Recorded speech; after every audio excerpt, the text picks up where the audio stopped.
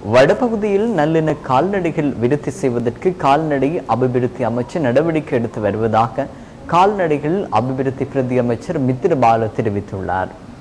யாழ்ப்பாணம் பண்ணை பகுதியில் புதிதாக அமைய பெற்றுள்ள கால்நடை வைத்திய அலுவலகத்தை திறந்து வைத்து உரையாற்றும் போதே கால்நடை அபிவிருத்தி பிரதி அமைச்சர் இவ்வாறு தெரிவித்தார். வட மாகாணத்தில் ஏற்கனவே 7 கால்நடை வைத்திய அலுவலகங்களும் அந்தந்த பகுதிகளில் கால்நடை வைத்தியர்களுக்கான விடுதிகளும் பெருமளவு நிதியில் புதிதாக அமைக்கப்பட்டு வருவதாக கால்நடைகள் அபிவிருத்தி பிரதி அமைச்சர் குறிப்பிட்டார்.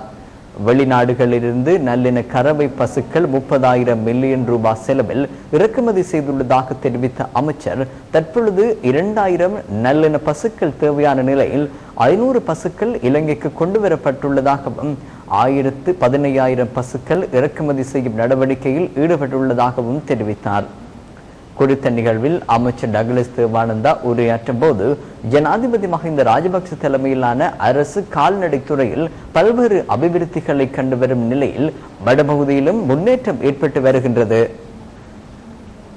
8 மில்லியன் ரூபாய் செலவில் புதிதாக அமைக்கப்பட்ட கட்டிட திறப்பு விழா நிகழ்வு மாகாண கால்நடை உற்பத்தி சுகாதார நிலைய பணிப்பாளர் வசீகரன் தலைமையில் நடைபெற்றவை குறிப்பிடத்தக்கதாகும்.